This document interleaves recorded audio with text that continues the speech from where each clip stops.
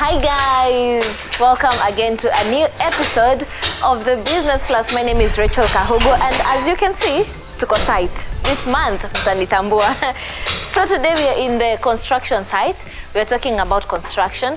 The other week, last week, we were talking about interior design, and now because you know everything about interior design, tunataka sasa niwapeleke the next step before we ingie kwa interior design kutoka from scratch, starting the foundation of your home, because most of the places tunakutanga tumejenga nyumba 2 stories, 3 stories, 4 stories, alafu ina collapse baadaye, and it causes a lot of trouble. Now today we'll be talking about construction right from the start. If you want to make money using construction in the construction industry, or you're already there and you want to make more money in the construction industry but in a good way, and it's the proper way to go. Unajua watu wengi wanapenda shortcut squeezy, but today we'll be having Elizabeth Hazel who will be telling us about everything in construction. Do not miss, this will be a very educative Business Plus episode. Kwa hivyo, business is more than meets the eye. Let's go meet Elizabeth. Hi, how are you? Hello. Fine, thank you. How are you doing? I'm doing fine. Nice meeting you. Yes. Mama tukuje site. Kabisa. Tukuje site. Ndio site. Ndio site. All right. Sasa hii site hapo ndio mambo inaanza. So from scratch. Today we're talking about construction. All right, the foundation, kila kitu. And you've mentioned naona mpaka uko nje kuna cement nini. You'll be telling us kama kuna difference. The different cement zenye zutumiwa. All right. Introduce yourself using this camera. Tell us your name, about what you do, then we get into business. Okay, I'm Hazel Elizabeth Wanjiko. My company is Zelcob System in Construction. I deal with construction, and from the construction we go up to the interior. But first, the construction is the most important thing before anything else. All right. Yeah. So mesema construction ndio basis. Basis. All right. Yeah. Even before we start, reflector ni nini? That's the thing, and that's why I want to give you this. Sasa ndio kweli ujue. Ndio tuje tuko side because you have to. On behalf of you people, nimewavalia. Yes. This. So when you have workers at the site, they have to have an helmet and also a reflector, so that at least they are recognized. They are at the site. Okay. So you don't have to mix with other people. So if it's a construction, it's a construction. So you have to have a helmet ndio kuwa recognized. Si ati mtu anakuja hivi ajua unafanya nini pale. Exactly. So when they see, mafikiri umekuja, but when you have this and the helmet. Especially then the helmet kwanza most of it ni for protection, kwa sababu mai inaweza toka tu kugonga. Sasa ina protect all that. Okay. So it's very important. Actually, you also have to have the gear, boots. Boots za construction. Sasa lazima uvae boots kwa sababu ya misumari itapata kule inaweza kutundika, kwa sababu you are using baka wood. Because when you start a construction, lazima involve all these things. So construction inaanza sasa first. Kwa vile umevaa kwanza. Venye umevaa ndio sasa venye umevaa ndio very important. Ndio sasa ukianza kule upewa kazi ya kwenda sasa kuna watu wa kuchimba. Kwanza kuna watu wa kumesha kwanza. Okay, now let's start from construction. Where exactly does construction start? Mostly sisi tunaonanga tu watu wakichimba huko chini like. Na mjui kuna na kabla sasa before hata ichimbwe lazima umesha the area. Kuna drawings, but the architecture has to be there. Lichola ulipatia client, maybe alipeana design. Architecture akajaribu kumuongeza vitu zenye kumsaidia how itaenda. Na sasa na design ya client bado ni very important, because so it has to start with what does the client first. The client anataka nini? Anataka 1 bedroom, 3 bedroom ya kawaida bungalow, ama anataka mansionette, ama anataka ya 4 floors kwenda juu ya apartments for rental. Okay. That's the difference. So ukibuild lazima uwe na architecture kwanza for drawings and everything. Okay. Always anza to build hizo drawings zote. I already know what I want in my mind. No, look, sababu you need to know okay, the budget. Sometimes even that drawing inakusaidia na budget. How you are going, because if I tell you I'm going to do a 10 by 10 foot, I know your wall baka penye ina height sana inakuwa baka 3.5. So ninajua plaster nitapiga na ngapi, kwa sababu kila wall ya 10 kama hiyo 10 foot by 10 foot inachukua simiti 4 kwa all the wall. So you know that wall peke yake kako hiyo inachukua 16 simiti. Sasa tena unaongeza maneno ya mchanga. Unaona? So that is very important when architect akuchore nyumba yake. All right. Yeah. Wow. So very important. Very important. So for those who want to get into this industry, you now know before you start anything, you have to involve an architecture, akuchore kila kitu.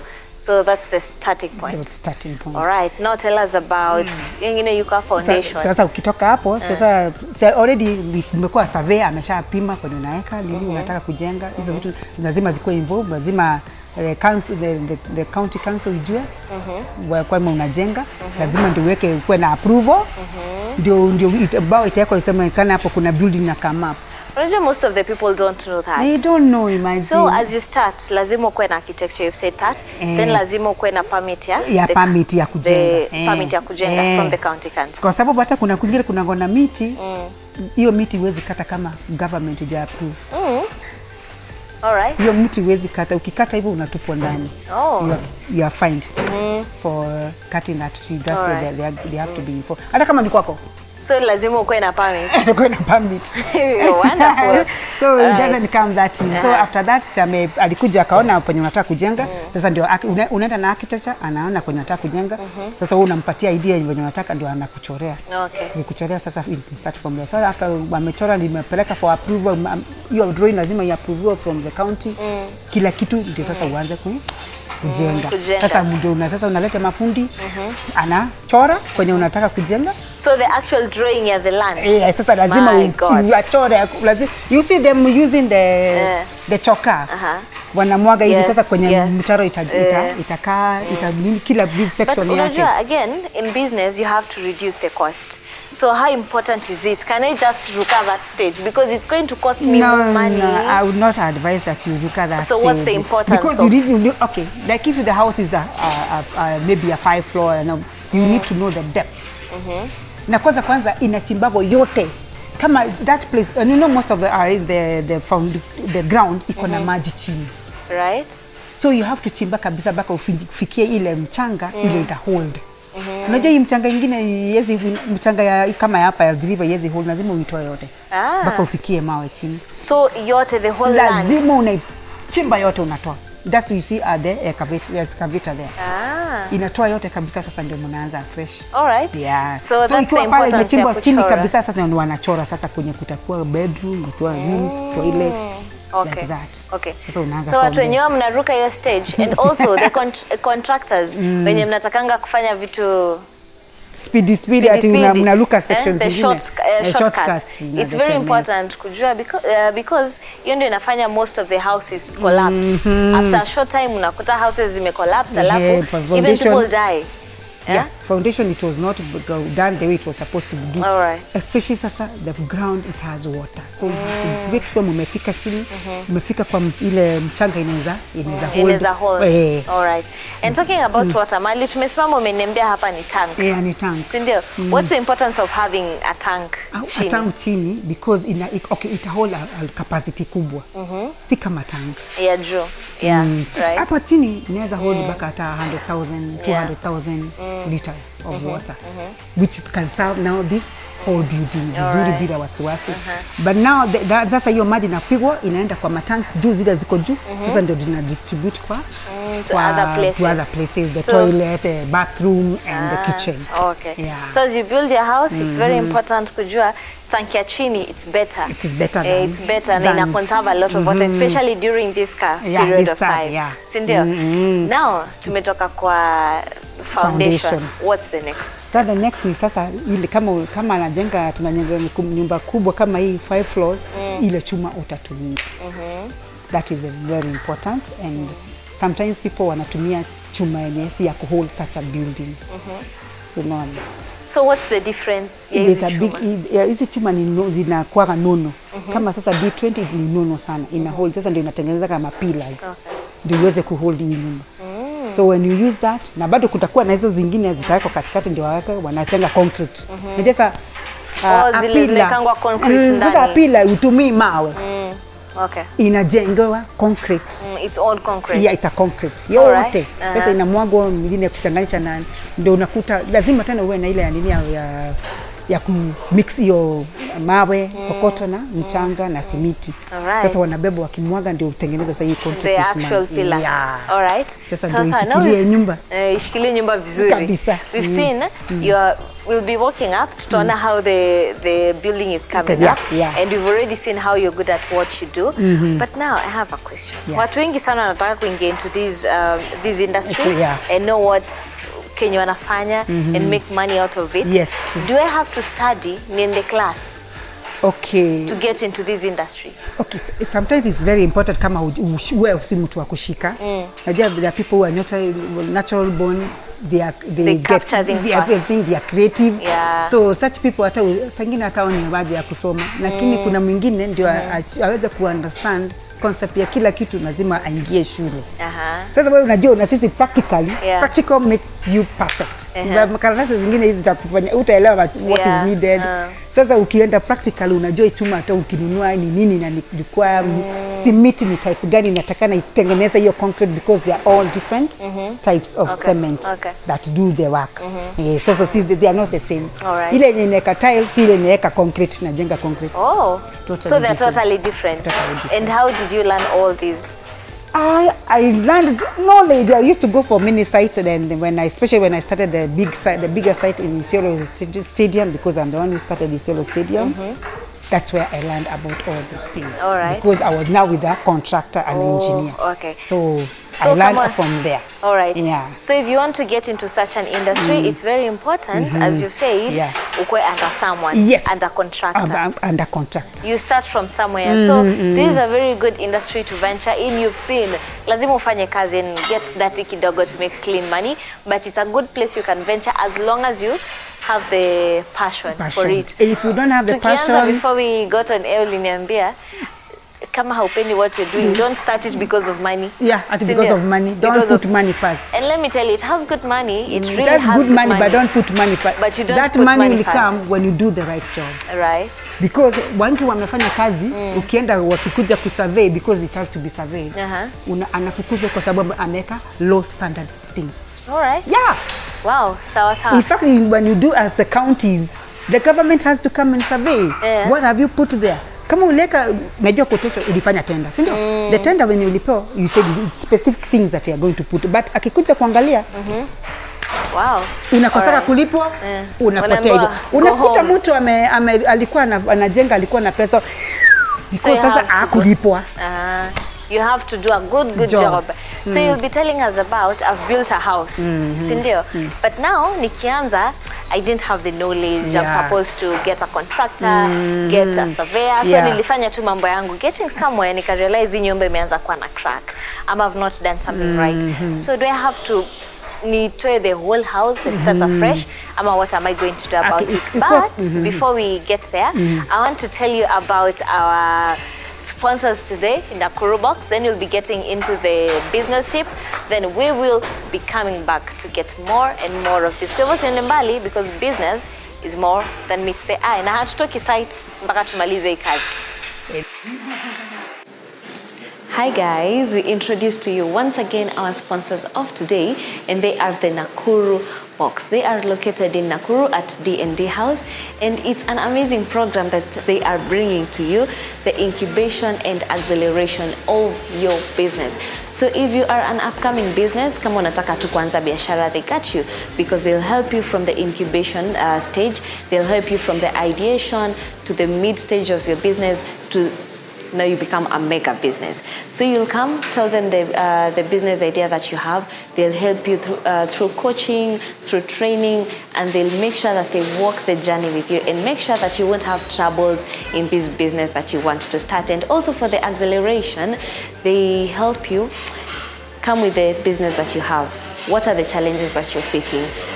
Is it the legal, finances, everything. They'll help you through training and coaching, and they'll walk the journey with you to make sure that you'll have a mega business. The registration is ongoing. You can use the link below to get into the program, and the first intake of this year will be on 1st March. So if you have a business or you're looking forward to start a business, Nakuru Box is the way to go. Get into the incubation and acceleration process so that hata ukianza biashara, whatever you're going through in your business, this is the place to be. They have lawyers, they have everything that you need in your business. So this is the place to be. Get in touch with them and you will have your business ongoing.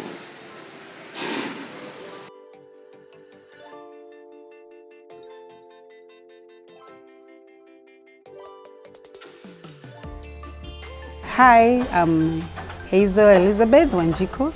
I'm in construction, and these are the tips when you want to be a contractor. First, you have to know how the construction is done, and at least if you can be able to learn or join a company where you can learn how construction is done, that is very important because you'll gain experience from there. The second, you have to to know what the fundis that you need at the site that can at least experience fundis that will come up with you when you're doing the work. And also about registering your company is very important because the government is insisting that you have to have maybe with the national NCA corporation for all the contractors and also your fundis, so that at least they are recognized that this is the work that you do. And another thing is about when you're starting a house, the foundation matters a lot. How you're starting the foundation, because most of the underground is full of water, and that one has to be cleared first before you start your foundation. And from there, then you come up. When you're doing the finishing of the foundation, you have to do waterproofing of your building. Anytime there's no building, you should do without waterproofing because there's a lot of water, and that's why you are seeing most of the houses, they have water logs all over. When you do the painting, you're seeing water coming out of the buildings. And that is the first major tips that when you're in construction. My name is Elizabeth Hazel Wanjiko, and my company is Zelcop Systems and Construction, and you are watching Business Plus. Yes, we are back. Thank you for the tips.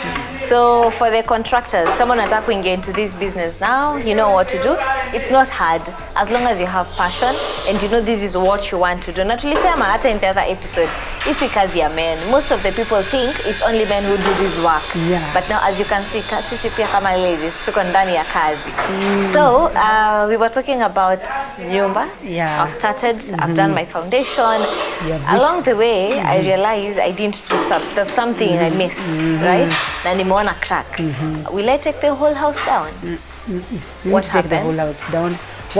Mostly actually what we do, that part that has cracked, tunatoaga. Sinaje sasa maybe imeshafanywa plaster. Yeah. You just remove that part, unafikia mawe. The mawe sasa unaanza kuiundia kutoka pale. Unaipigia plaster hapa. So when ile joint utakuta ni joint when wakekelea mawe, when waneka mawe, hiyo joint yakeka simiti, yake hiyo mawe ingine, hapo ndio ilianzia vituko. Na saa zingine hata kutoka chini tena, maybe kupata foundation nzuri, kulingana na vile chuma zilitumika kutoka chini.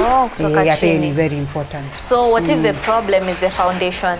Sasa foundation itabidi labda sasa ama uweke reinforcement ya kufanya concrete. Another pillar, you do a pillar, then itao.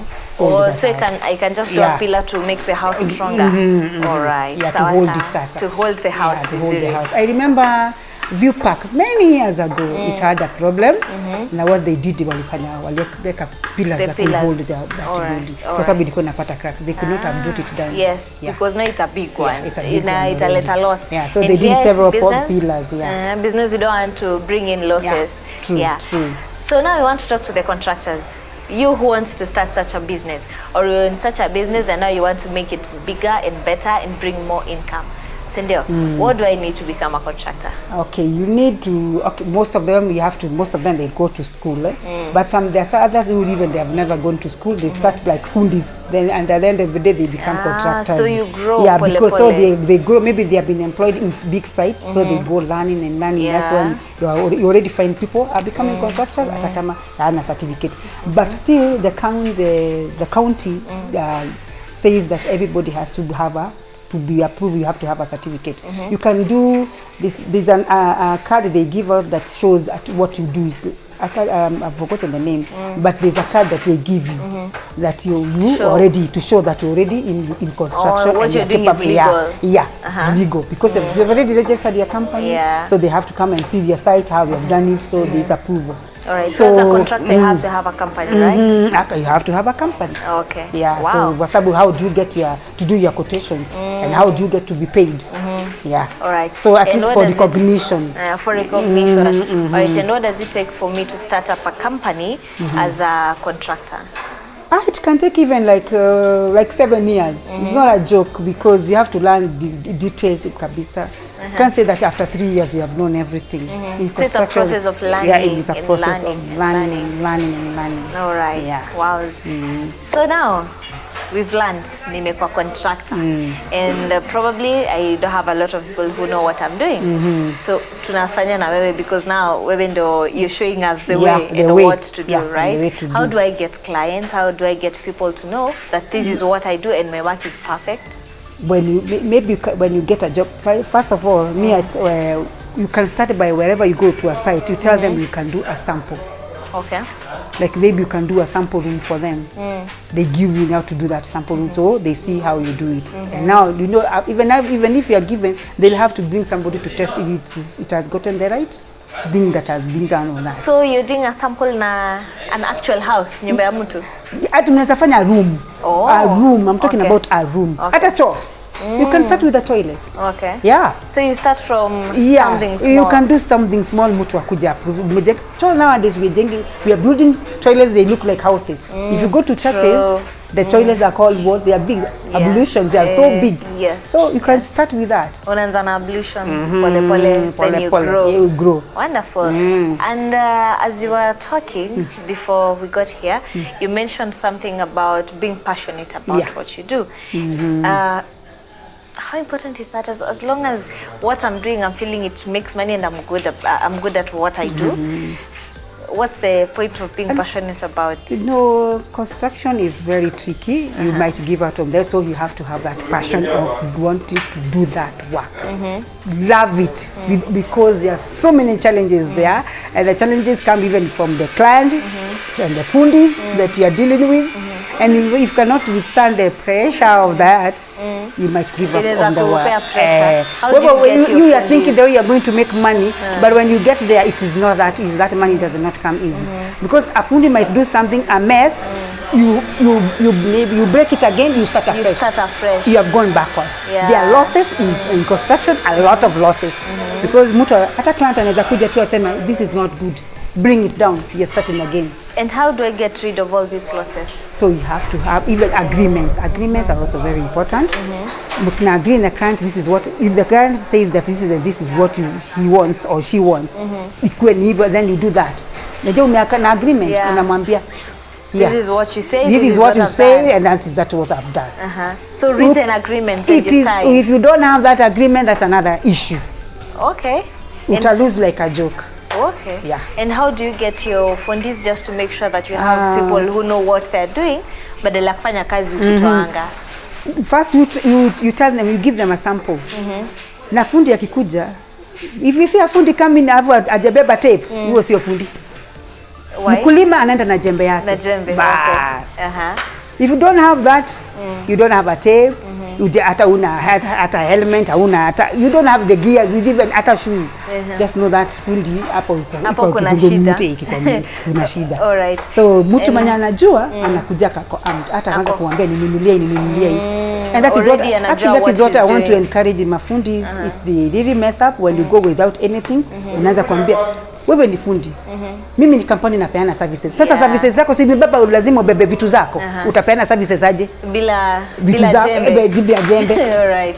So as a fundi you have to go knowing what you want to do. Know what you know, and then don't, you know, most of the fundis nowadays is najua kila kitu. Anachukua bao. Be specific. What do you do? What do you, kama wewe ni wa tiles ni wa tiles.